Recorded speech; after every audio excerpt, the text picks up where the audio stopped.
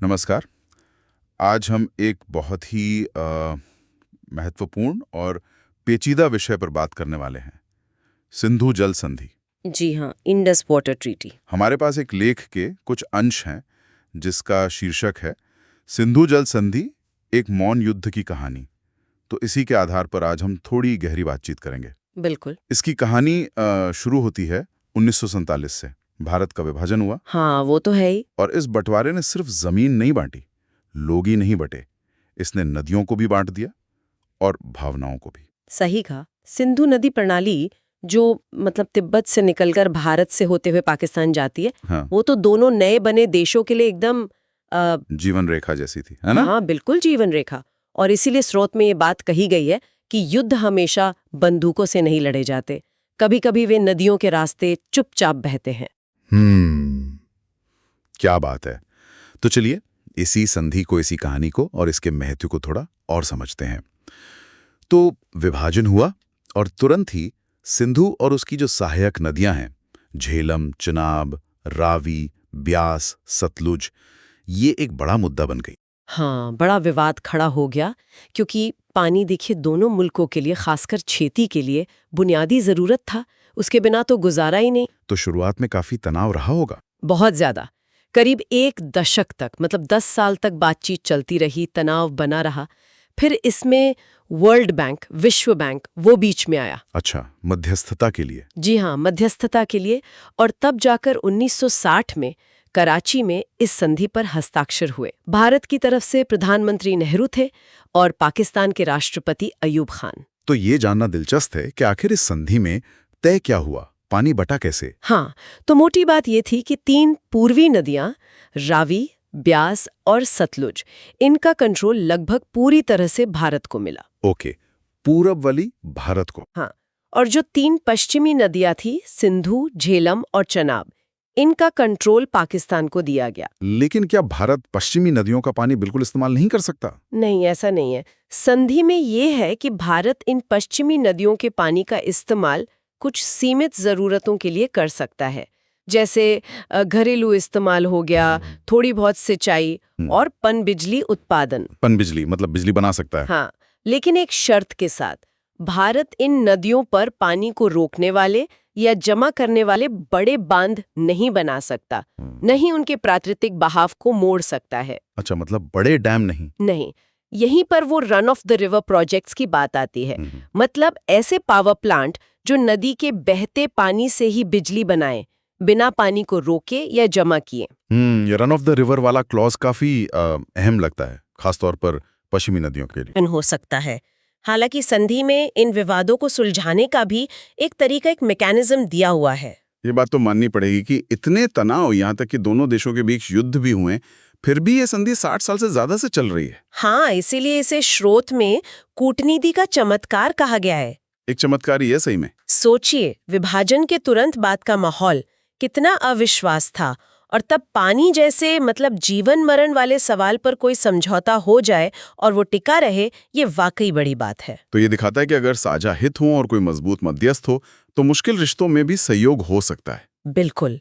ये संधि एक तरह से उस मौन युद्ध को, जिसका जिक्र स्रोत में है, उसको मैनेज करने का एक तरीका बन गई। तो अगर हम संक्षेप में देखें, सिंधु जल संधि भारत पाकिस्तान के बीच पानी के बंटवारे का एक ऐतिहासिक समझौता है। 1960 से लागू है और इसने काफी हद तक पानी को लेकर एक व्यवस्था बनाए रखी है। जी हाँ, ये सिर्फ पानी बांटने का कोई कागज नहीं है। ये दिखाता है कि कैसे बहुत तनावपूर्ण पड़ोसी संबंधों के बीच भी कूटनीति और सहयोग की गुंजाइश निकल सकती है। ये अपने आप में एक दुर्लभ मिसाल है। ठीक है, तो ये तो हुई संधि की कहानी और उसका महत्व। ये साफ है कि ये कितनी अहमियत रखती है। हाँ, लेकिन यहाँ एक बात सोचने वाली है, और वो ये कि भविष्य का क्या? मतलब आज देखिए, क्लाइमेट चेंज हो रहा है, ग्लेशियर्स पिघल रहे हैं, नदियों का बहाव बदल रहा है। हाँ, ये तो बड़ी चिंता की बात है। और दोनों ही देशों में पानी की जरूरत भी बढ़ रही है, आबादी बढ़ रही है, विकास हो रहा है।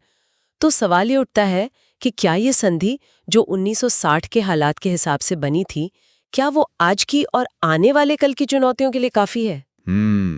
बहुत वाजिब सवाल है। क्या इसे वक्त के साथ बदलने की, इसे इवॉल्व करने की जरूरत पड़ेगी?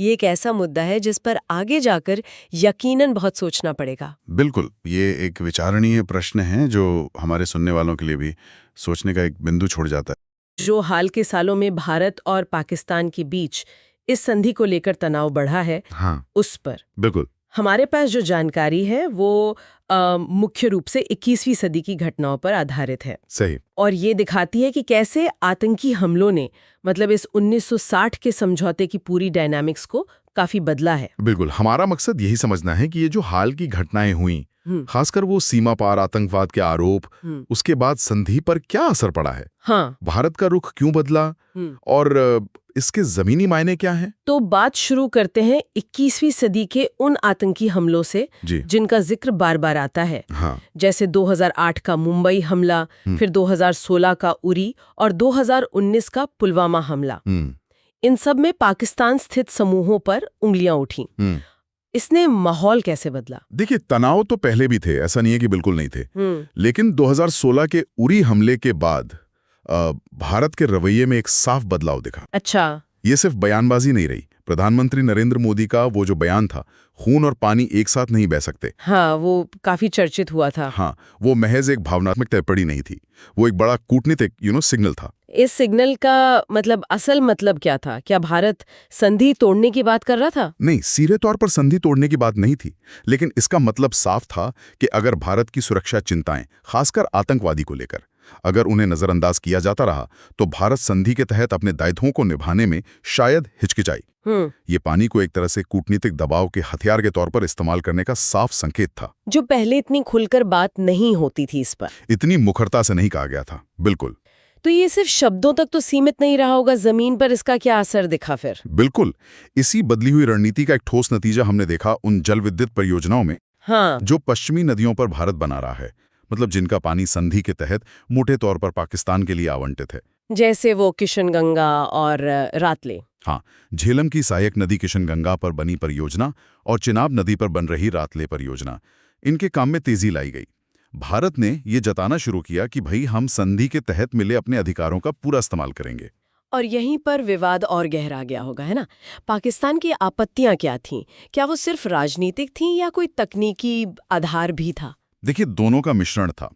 पाकिस्तान की जो मुख्य आपत्ति है वो इन परियोजनाओं के डिजाइन और पानी के भंडारण क्षमता को लेकर रही है। उनका तर्क है कि ये संधि द्वारा उन्हें जो पानी आवंटित है उसके बेरोक-टोक बहाव को प्रभावित करेगा, खासकर सूखे मौसम में। अच्छा। वो इसे संधि की भावना और जो तकनीकी स्पेसिफिकेशंस है उसका उल्लंघन मानते हैं। और भारत का क्या कहना था? भारत का पक्ष हमेशा ये रहा कि ये परियोजनाएं run of the river type की हैं। मतलब पानी रोक नहीं रहे हैं। हाँ, मतलब ज्यादा भंडारण नहीं कर रहे हैं, और ये संधि के एनेक्स्चर डी में जो प्रावधान है उनके दायरे में ही है। इससे पाकिस्तान के हिस्से के पानी पर कोई खास असर नहीं पड़ेगा। यहाँ संधि की व्याख्या का मतभेद साफ दिखता है। और इस मतभेद को सुलझाने के लिए विश्व बैंक की क्या भूमिका रही? उसे तो संधि का गारंटर माना जाता है। हाँ, विश्व बैंक, जिसने 1960 में संधि कराने में मध्यस्थता की थी, वो एक गारंटर के तौर पर है। तो इसका मतलब है कि संधि में विवाद सुलझाने का एक तरीका बताया गया है जिसमें विश्व बैंक की भूमिका है, जैसे तटस्थ विशेषज्ञ नियुक्त करना या मध्यस्थता न्यायालय के गठन में मदद करना। लेकिन हाल में तो मामला और उलझ गया। हाँ, हाल के वर्षों में दोनों देश अलग अलग प्रक्रियाओं की मांग करते हुए विश्व बैंक के पास पहुंच गए। भारत चाहता था तटस्थ विशेषज्ञ, पाकिस्तान चाहता था मध्यस्थता न्यायालय। इससे मामला और उलझ गया। तो क्या इन्हीं विवादों और प्रक्रियाओं की जो ये जटिलता है, इसी ने भारत को संधि में संशोधन की मांग के लिए प्रेरित किया? हाँ, निश्चित रूप से ये एक बड़ा कारण है। 2023-24 में भारत ने औपचारिक रूप से, मतलब ऑफिशियली, संधि में संशोधन के लिए पाकिस्तान को नोटिस जारी किया। और वो क्या बदलाव चाहते हैं? भारत का मानना है कि पिछले 60 सालों में जमीनी हकीकत बदली है और संधि का जो मौजूदा विवाद समाधान तंत्र है वो, जिसमें तटस्थ विशेषज्ञ या मध्यस्थता न्यायालय शामिल हैं, वो बहुत लंबा खिंचता है और अप्रभावी हो गया है। भारत का ये भी आरोप है कि पाकिस्तान इसका इस्तेमाल परियोजनाओं में बेवजह देरी करने के लिए करता है। हाँ, बिल्कुल। इसलिए वो एक ज्यादा कारगर और समयबद्ध, मतलब टाइम बाउंड द्विपक्षीय तंत्र चाहते हैं, बातचीत से हल हो। तो मौजूदा स्थिति क्या है? क्या बातचीत पूरी तरह बंद है? संधि क्या सस्पेंड हो गई है? देखिए, संधि निलंबित नहीं हुई है, सस्पेंड नहीं हुई है, लेकिन एक तरह का कूटनीतिक गतिरोध है, एक फ्रीज जरूर है। मतलब भारत ने द्विपक्षीय जलवार्ता रोक दी है। जो सिंधु जल आयुक्तों की बैठकें होती थी उनमें शामिल होने से इनकार कर दिया है और साफ किया है कि जब तक पाकिस्तान संशोधन पर बातचीत के लिए राजी नहीं होता तब तक सामान्य सहयोग संभव नहीं है। ये तो काफी अभूतपूर्व स्थिति है। हाँ, ये बिल्कुल नई स्थिति है। तो अगर हम इसे समेटे तो 21वीं सदी के आतंकी हमलों ने भारत को सिंधु जल संधि पर एक सख्त रुख अपनाने को प्रेरित किया। सही। नतीजतन पश्चिमी नदियों पर परियोजनाओं में तेजी आई, जिससे पाकिस्तान के साथ विवाद बढ़े। बिल्कुल। और अब भारत संधि के विवाद समाधान प्रक्रिया में बदलाव के लिए जोर दे रहा है और इस कारण दोनों देशों के बीच पानी के सहयोग पर एक तरह की कूटनीतिक ठंडक आ गई है। बिल्कुल सही कहा आपने। ये दिखाता है कि कैसे सुरक्षा चिंताएं और भू राजनीतिक तनाव पानी जैसे साझा और जीवन देने वाले संसाधन पर दशकों पुराने समझौते के भविष्य को भी अनिश्चित बना सकते हैं। हाँ। तकनीकी और कानूनी पहलुओं के साथ अब राजनीतिक इच्छा शक्ति और कूटनीतिक दबाव का पहलू बहुत हावी हो गया है। तो यहाँ हम इस विचार के साथ छोड़ते हैं कि ये जो निरंतर तनाव है, पानी का बढ़ता रणनीतिक महत्व और संधि में संशोधन की मांग, ये सब सिंधु जल संधि के भविष्य और दक्षिण एशिया में जल कूटनीति की दिशा पर क्या गंभीर सवाल खड़े करता है, इस पर सोचना जरूरी है। बिल्कुल। आगे क्या होता है ये देखना होगा। क्या भारत असल में इस संधि को एक तरफा रद्द कर सकता है? ये सुनने में जितना सीधा लगता है ना, उतना है नहीं। बिल्कुल, क्योंकि ये कोई ऐसा वैसा समझौता तो है नहीं। इसमें वर्ल्ड बैंक, विश्व बैंक की मध्यस्थता थी जी। और इसे अक्सर दुनिया के सबसे कामयाब जल बंटवारा समझौतों में गिना जाता है। तो इसकी अपनी एक वजन है, एक साख है। सही बात है, बिल्कुल। और इसी वजह से इसे तोड़ना सिर्फ दो देशों के बीच का मामला नहीं रह जाता। हाँ, इसकी गूंज दूर तक जा सकती है, अंतर्राष्ट्रीय स्तर पर। तो चलिए फिर इस लेख के आधार पर समझने की कोशिश करते हैं कि अगर भारत ऐसा कोई कदम उठाता है तो उसके नतीजे क्या हो सकते हैं और अभी क्या स्थिति है। हाँ, तो देखिए, लेख सबसे पहले उन नतीजों पर ध्यान दिलाता है जो भारत को भुगतने पड़ सकते हैं। पहला तो यही कि दुनिया भर में भारत की जो छवि है उस पर असर पड़ेगा। एक भरोसेमंद साथी वाली छवि पर। हाँ, कि भाई अंतर्राष्ट्रीय समझौतों का सम्मान करने वाला देश है या नहीं। और ये सिर्फ छवि की बात नहीं है, शायद लेख कुछ कानूनी पेचों की तरफ भी इशारा करता है। बिल्कुल, अंतर्राष्ट्रीय स्तर पर कानूनी कार्रवाई का सामना करना पड़ सकता है, क्योंकि ये जो जल संधियां होती है ना, हाँ, ये अक्सर अंतर्राष्ट्रीय कानूनों और मध्यस्थता प्रक्रियाओं से बंधी होती हैं। लेख में शायद उन स्पेसिफिक क्लॉजेस का भी जिक्र होगा जो संधि में ही शामिल होते हैं। अच्छा। जिनकी वजह से एक तरफा फैसला लेना बहुत मुश्किल हो जाता है।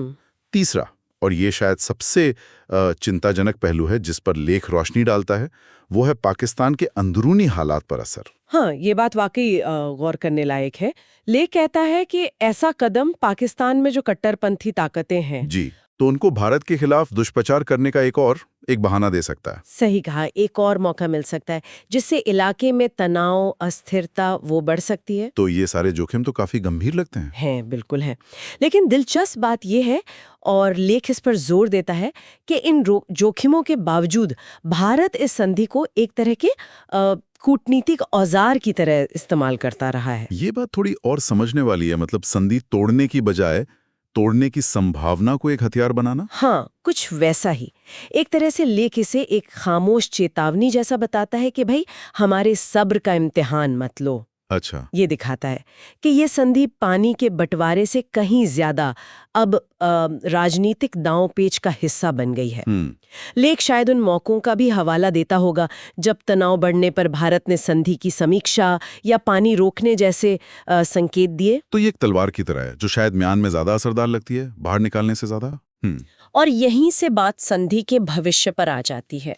देखिए, लेख एक अहम मुद्दा उठाता है आज के दौर में। हाँ। जब क्लाइमेट चेंज है, हिमालय के ग्लेशियर पिघल रहे हैं, पानी को लेकर तनाव वैसे ही बढ़ रहा है। हाँ, और वो वाटर वॉर्स की बातें भी होती हैं। बिल्कुल, जल युद्धों की आशंका जताई जा रही है। तब ये संधि कहाँ खड़ी है, इसका क्या होगा? ये तो बहुत बड़ा सवाल है। मतलब, क्या ये इतने मुश्किल और संघर्ष भरे इलाके में शांति की एक निशानी बनी रहेगी? हाँ। या फिर भविष्य में यही एक नए झगड़े का मैदान बन जाएगी? लेख इसका कोई सीधा जवाब तो नहीं देता, लेकिन एक माहौल जरूर बनाता है। वो कहता है कि संधि अब एक दौराहे पर है। एक तरफ इसका सफल इतिहास है, दूसरी तरफ भविष्य की अनिश्चितताएं और इसका बढ़ता हुआ सामरिक महत्व। लेख के आखिर में एक बड़ी, क्या कहूँ, काव्यात्मक सी लेकिन सोचने पर मजबूर करने वाली बात कही गई है। हाँ, कि दक्षिण एशिया में पानी की भी अपनी यादें होती हैं। नदियां याद रखती हैं कि किसने उनका सम्मान किया और किसने नहीं। ये बात तो सिर्फ भारत पाकिस्तान के रिश्ते से कहीं आगे जाती है। ये पानी जैसे जो साझा संसाधन है हमारे, जी, उसके प्रति हमारी सबकी सामूहिक जिम्मेदारी की तरफ इशारा करती है। बिल्कुल। ये सिर्फ दो देशों के बीच का कोई तकनीकी या कानूनी समझौता भर नहीं रह गया है। ये हमारे पर्यावरण से, हमारे इतिहास से और हमारे साझा भविष्य से जुड़ा हुआ है। तो श्रोताओं के लिए सोचने वाली बात शायद यही है कि पानी जो जीवन देता है, वो कैसे इतिहास, राजनीति और भविष्य की चिंताओं को अपने बहाव में समेटे हुए है। हाँ, और हम इन बहती हुई यादों और जिम्मेदारियों का प्रबंधन कैसे करते हैं, ये शायद आने वाले समय की सबसे बड़ी चुनौतियों में से एक हो सकता है। बिल्कुल सही कहा। ये सोचने का विषय है।